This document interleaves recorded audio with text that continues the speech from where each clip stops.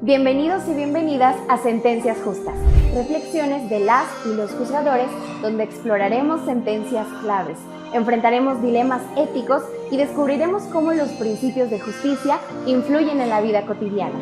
Prepárense para un viaje de reflexión y aprendizaje. Esto es Sentencias Justas.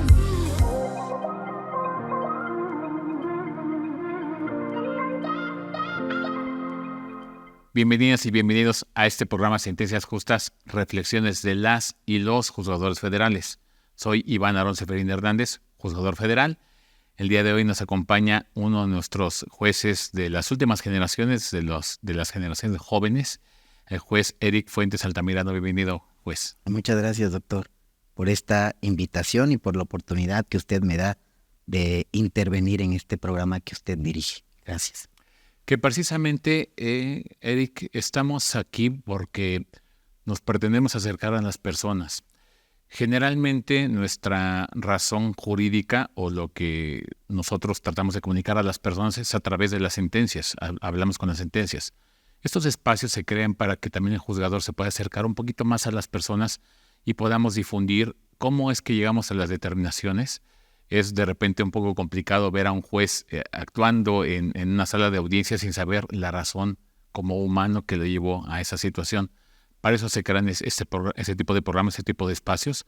Por eso agradecemos el apoyo de la JUFET, que es la Asociación de Juzgadoras y Juzgadores Federales, para el apoyo en este programa para que se pueda difundir, y sobre todo de la Comisión de Derechos Humanos del Estado de México con la maestra Mirna García Morón, que es la titular de la comisión, por darnos estos espacios para difundir tanto en el ámbito de protección jurisdiccional los derechos humanos como también no jurisdiccional, que es la comisión precisamente puntualizada. Gracias a los que nos siguen en redes, llevamos ya prácticamente con esto, estamos reanudando la siguiente temporada, juez Eric. Es una cuestión bastante importante para nosotros que nos vea la gente, y por esa razón es que invitamos al señor juez.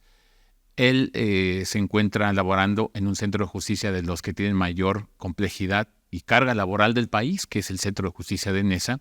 Tiene asuntos muy complicados, desde asuntos muy sencillos, por llamarlo así, en el ámbito técnico, hasta muy complicados, por razón de que el Estado de México también es una entidad federativa que presenta ciertos aspectos sociales de delitos bastante complicados. Y bueno, pues como todos los juzgadores, él es una persona que viene de abajo, tiene un ámbito profesional bastante interesante. Él realmente es alguien que ha hecho una gran labor en su perspectiva, en su proyección y perspectiva profesional. Tiene maestría, tiene una especialidad en el extranjero, pero sobre todo compitió con diferentes personas, casi 1,000 personas, y quedaron solamente 12 juzgadores. Lo complicado de ser juez. Pero bueno, veamos la semblanza para poder tener un poco de mayor referencia de él. Corre video. Eric Fuentes Altamirano es un destacado juez de distrito especializado en el sistema penal acusatorio, adscrito al Centro de Justicia Penal Federal en el Estado de México, con residencia en Nezahualcóyotl. Su formación académica comenzó en la Universidad Autónoma Benito Juárez de Oaxaca, donde obtuvo su licenciatura en Derecho. Continuó su educación con una maestría en Derecho en el Instituto Tecnológico de Estudios Superiores de Monterrey y una especialización en Proceso Penal y Garantismo en la Universidad de Girona, España. A lo largo de su carrera en el Poder Judicial de la Federación, Eric ha desempeñado varios cargos importantes, incluyendo oficial judicial, actuario judicial, secretario de juzgado en funciones de juez de distrito, secretario de tribunal, secretario en funciones de magistrado, juez de distrito especializado en el sistema penal acusatorio. Además de su destacada carrera judicial, Eric Fuentes Altamirano ha contribuido significativamente a la formación de nuevos profesionales del derecho. Ha impartido clases en el Instituto de la Judicatura Federal y la Escuela Federal de Formación Judicial en diversas sedes, incluyendo la sede central, Las Flores, Revolución y Nezahualcóyotl.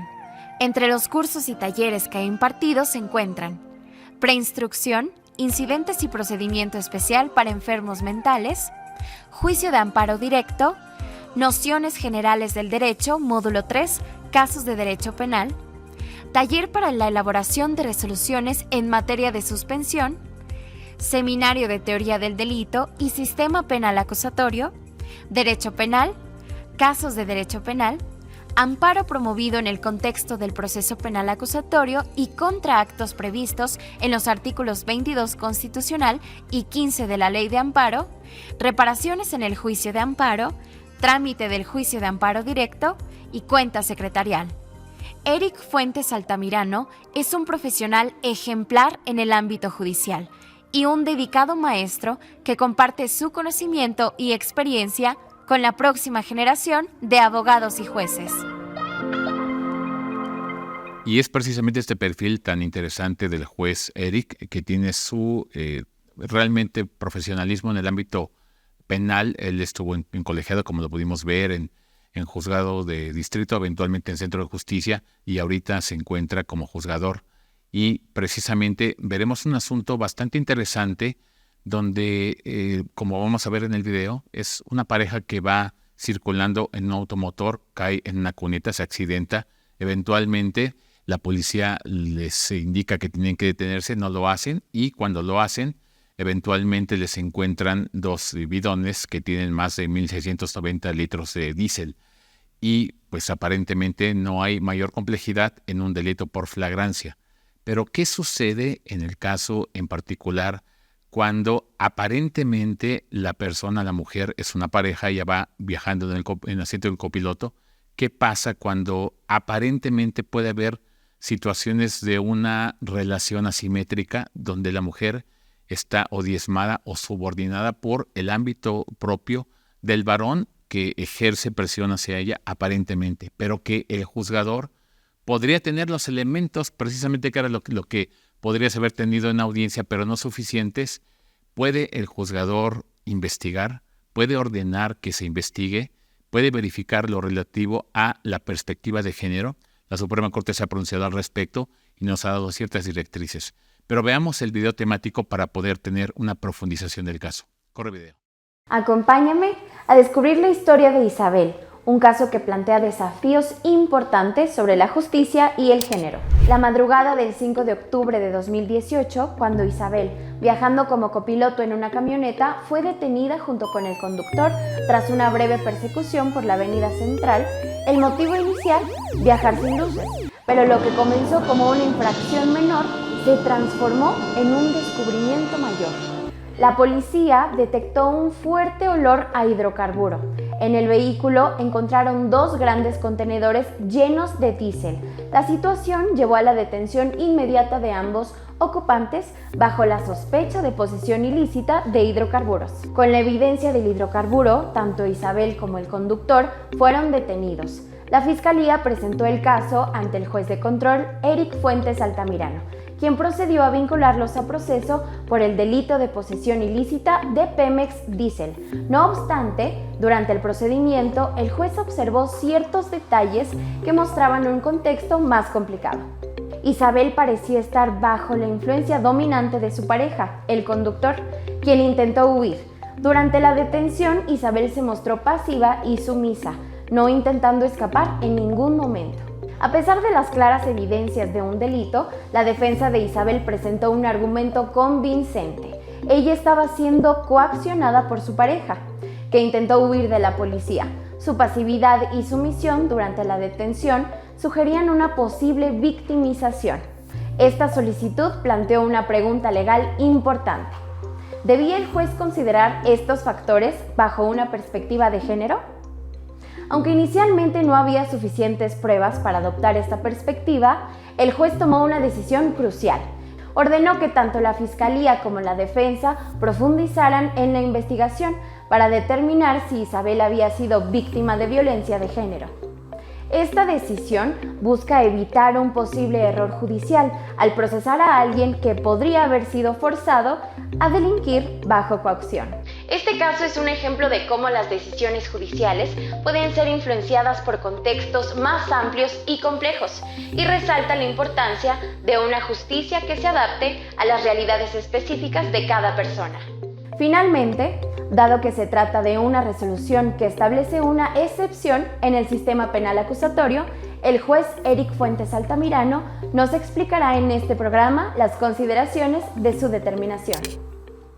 Pues muy interesante el asunto porque precisamente en la audiencia inicial el juzgador puede o no tener elementos para poder indicar que hay perspectiva de género, pero si no hay suficientes, pero aparentemente hay una sospecha de una perspectiva de género, se tendría que ordenar una investigación o no, y eso es el tema realmente importante del por qué no siempre, aunque tengamos elementos insuficientes para ello, podamos al menos definir una estrategia de investigación conforme a la jurisprudencia de la Suprema Corte para poder incoar precisamente este tipo de investigación complementaria. Pues, juez Eric, tanto el auditorio como yo estamos interesados en el asunto y en que nos narre cómo fue que sucedió en la sala de audiencias. Muchas gracias, magistrado. Pues como usted lo mencionó y también tuvimos la oportunidad de observarlo en el video que se reprodujo, efectivamente los hechos se hicieron consistir en que una pareja, hombre y mujer, se encontraban a bordo de un vehículo, cayeron a una cuneta, los elementos policíacos primero respondientes se acercaron, percibieron olor a hidrocarburo, efectuaron una revisión, en primer lugar a las personas que tripulaban el vehículo y después al vehículo por circunstancias objetivas de las cuales tuvieron conocimiento que justificaban una sospecha razonable. Y como producto precisamente de esa revisión, pudieron percatarse que en la batea del vehículo, en el interior de esos bidones, pues se contenía la cantidad aproximada de hidrocarburo que usted refirió. Respecto de lo cual, al cuestionar a la persona que conducía el vehículo, pues señaló que no contaba con la autorización o el permiso para tener dentro de su radio de acción y ámbito de disponibilidad el petrolífero antes señalado. Bien, en ese asunto los aspectos que se deben destacar para el tema que nos ocupa, pues es el relativo a que son dos personas, una del sexo masculino, otra del sexo femenino. La persona del sexo femenino circulaba o se encontraba en el asiento del copiloto. Quien tripulaba el vehículo era la persona del sexo masculino. Y que entre los dos pues había una relación de concubinato, vivían juntos, vamos a llamar una relación sentimental. En el momento de resolver la situación jurídica, los datos de prueba expuestos por la Fiscalía como sustento de su solicitud, pues no fueron suficientes para que esta persona juzgadora pues pudiera someter el asunto aplicando la metodología de perspectiva de género como herramienta analítica, como nos obliga la Constitución, los tratados internacionales de los cuales el Estado mexicano es parte, también la legislación ordinaria y el reciente desarrollo jurisprudencial de la Suprema Corte de Justicia de la Nación, como usted lo refirió, magistrado. En ese entendido, repito, los datos de prueba expuestos por la Fiscalía pues no alcanzaron para la aplicación de la metodología antes señalada. Sin embargo, pues eso no impidió que al término de la audiencia pues pudiera yo pronunciarme al respecto. Tampoco los datos de prueba expuestos por la defensa con la intención de que su defendida no fuera vinculada a proceso proporcionaron la información suficiente para estimar que nos encontrábamos en presencia de un asunto en el cual se hubiera desarrollado por motivo de una relación asimétrica de poder por cuestión de género. Claro. Repito, los datos de prueba expuestos por ambas partes pues no alcanzaron para aplicar la metodología. Sin embargo, dentro de la audiencia inicial, que fue el contexto en el que se desarrollaron estas determinaciones, pues también se encuentran como actos procesales los relativos a la imposición de las medidas cautelares. En ese sentido, por cuanto hace a dicho acto procesal, la Fiscalía solicitó que a la persona imputada, respecto de lo cual, pues sí, quiero hacer la siguiente precisión, la persona imputada era la del sexo femenino. La persona del sexo masculino no estaba siendo imputada en ese momento. Sí es importante también que yo señale que esta persona se tuvo conocimiento en la misma audiencia que había fallecido, con posterioridad El varón. a los hechos, el varón, con posterioridad a los hechos, porque también es muy importante señalar que los hechos tuvieron verificativos 6 años antes de que se hubiera formulado imputación a la persona del sexo femenino.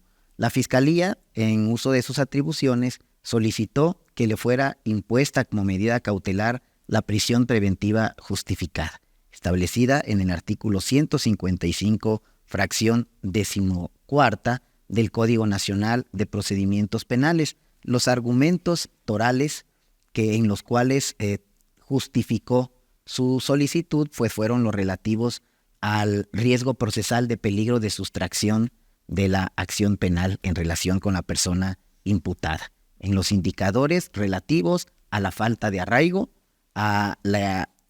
el mínimo de la pena por el hecho señalado en la ley como delito por el cual se le había vinculado a proceso, que aquí, magistrado, pues es importante que la audiencia sepa que como mínimo tenía una pena privativa de libertad de 10 años.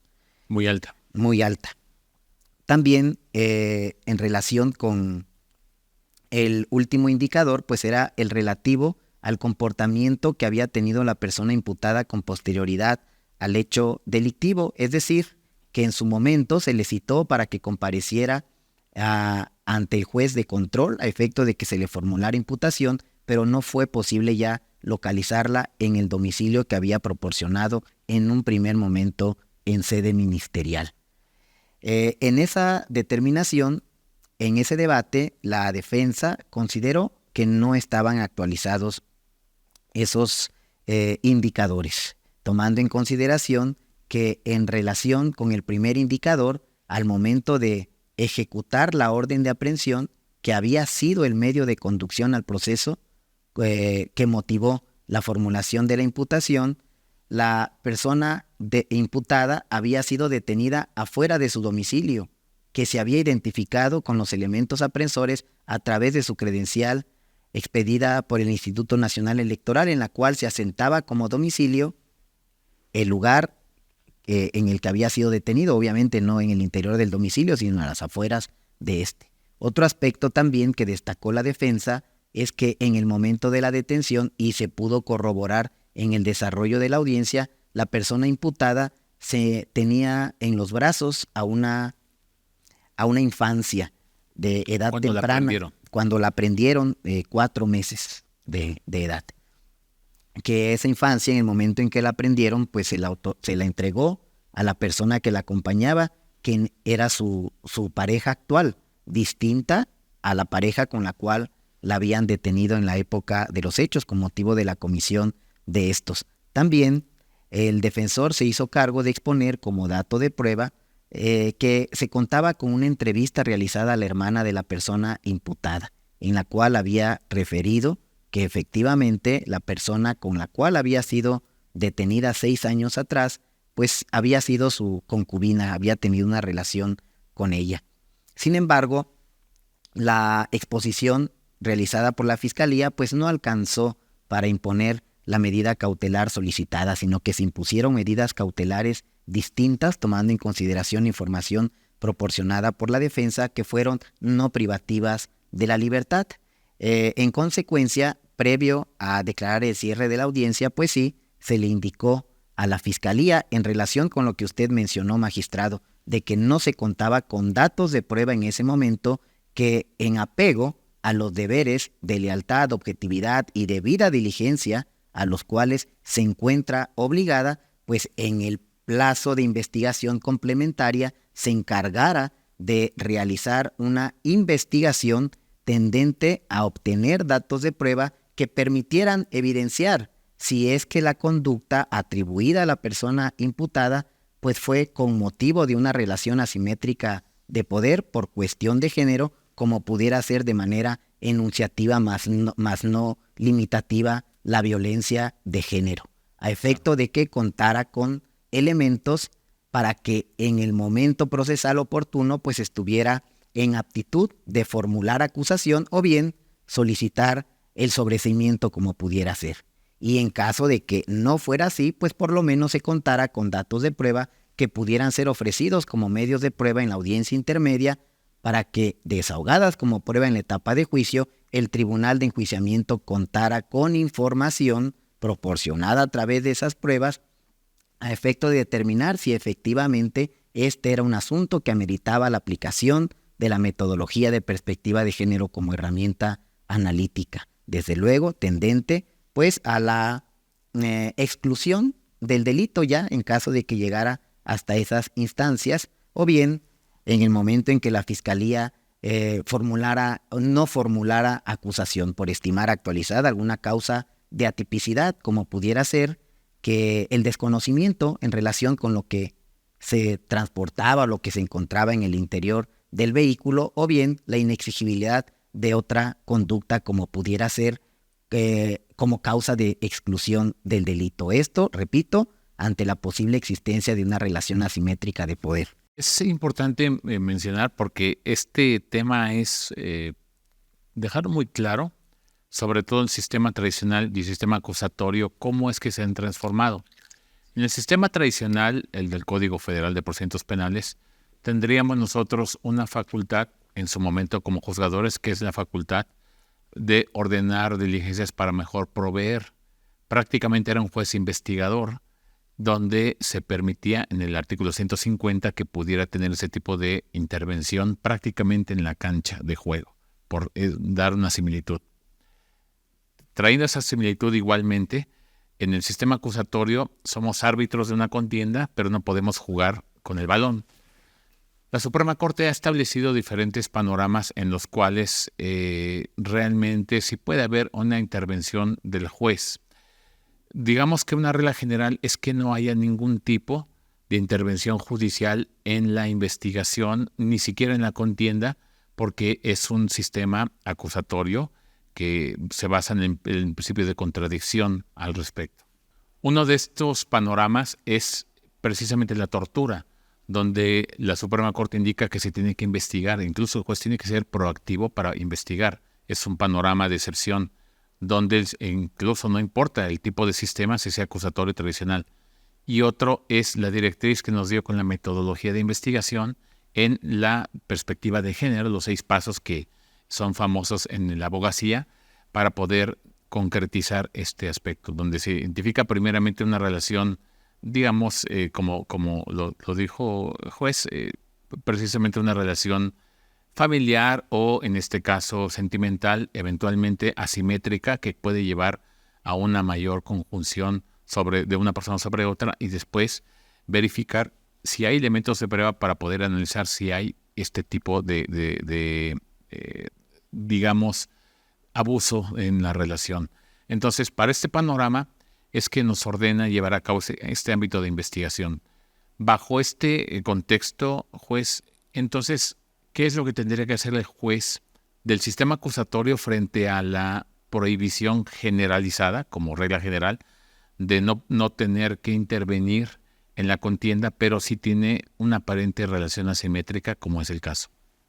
Qué bueno que lo menciona, magistrado, porque precisamente esa es una de las características del sistema penal acusatorio, que, como usted lo señaló anteriormente, en el sistema tradicional, pues el juez también tenía facultades inquisitivas o inquisitoriales, Claro. que actualmente ya no lo es, tomando en consideración que estamos ante un sistema acusatorio adversarial, como sus grandes cualidades.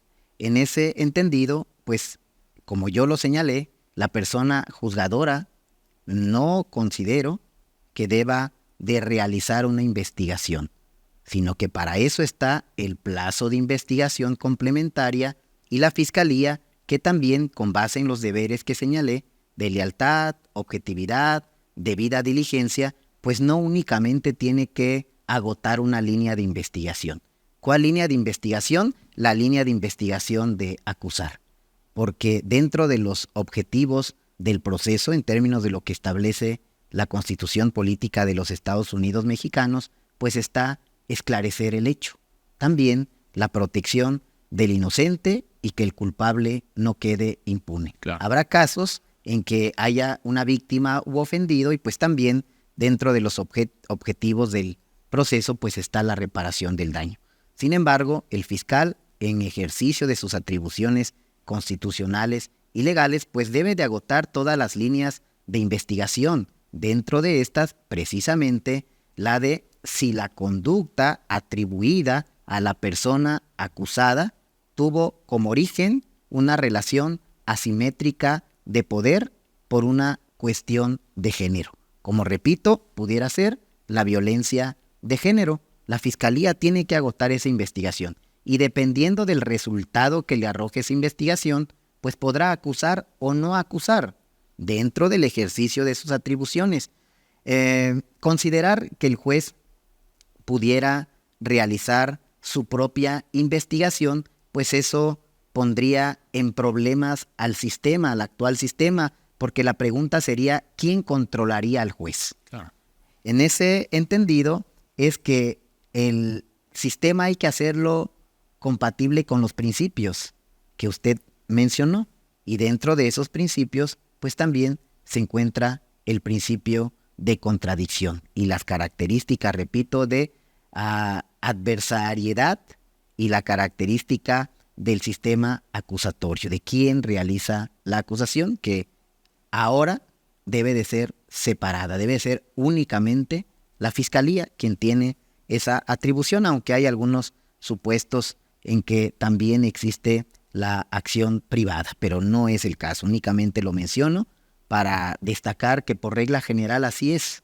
Y considero, repito, que para eso está la etapa de investigación complementaria, que no solo la fiscalía puede recabar datos de prueba a través de los actos de investigación que realice, sino también la defensa, conforme a su teoría del caso, pues también está en aptitud de realizar sus propios actos de investigación tendentes a recabar esos datos de prueba que pudieran evidenciar esa relación asimétrica de poder que tantas veces he señalado, pero que lo reitero por la importancia que tiene en este tema que estamos analizando.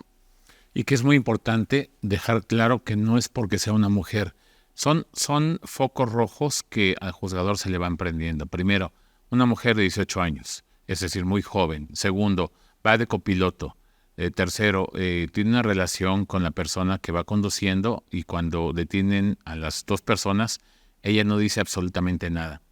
Él huye, él maneja, cae en una cuneta, dicen que se detenga, no quiere detenerse, él entonces se da, digamos, huye y lo detienen más adelante. Quiere decir entonces que tiene una voluntad por huir de la policía. Es una mujer que tiene un bebé de 4 meses, es una mujer que no ha mostrado ningún tipo de, digamos, defensa porque no ha dicho absolutamente nada y aparentemente tiene un varón que es mayor, que es una persona que tiene mayor experiencia y que tiene también eventualmente diferentes puntos a tocar, como es precisamente que pues tiene 2 bidones de diésel en una camioneta y aparentemente ella no tiene ninguna actividad. Entonces son aspectos que dan una presunción de que pudiera haber una relación asimétrica como indica la jurisprudencia. Ahora, ya ordenada esta investigación, que nos queda muy claro que se trata de ordenar una investigación, no de que el juez investigue, porque en algunos casos, en algunos sistemas mundiales acusatorios sí investiga el juez. Hay, por ejemplo, ciertas tesituras en el sistema colombiano que permiten ese tipo de intervención, pero aquí se ordena la intervención de la fiscalía y de las partes en general para que investiguen lo relativo a esta posible asimetría en la relación. ¿Cuál sería entonces el resultado de la investigación? Digamos, en el panorama de que sí hubiera una violencia de género detectada y que la mujer se vio diezmada o sometida con relación al hombre, al varón, más fuerte, más maduro, con más experiencia, ¿cuál sería el resultado de la investigación eventualmente en el proceso para que los que son abogados puedan saber cuál es la finalidad de detectar ese tipo de relaciones? Bien, efectivamente, como usted menciona, magistrado, la aplicación de la metodología de perspectiva de género no es propia de el género femenino. También se puede dar en el caso de los hombres. En este caso, yo señalé porque el asunto sometido a mi consideración, la persona imputada, era la del sexo femenino. Pudiera darse, y se advirtieron pues circunstancias de contexto, como lo fue el segmento fáctico que usted también precisó y que yo en algunos aspectos abundé, también las circunstancias personales que existían entre ambas personas y las propias en relación con la persona imputada, como es la edad que tenía en la época de los hechos. Pero pudiera darse el caso de que la situación o la relación asimétrica de poder no fuera en relación en relación con la persona del sexo masculino. Esa es información que no se tiene y que para eso es la investigación. Primero, que los datos de prueba permitieran evidenciar que efectivamente la relación asimétrica de poder está entre la persona del sexo masculino y la persona del sexo femenino respecto de quién se está presentando una situación de violencia de género.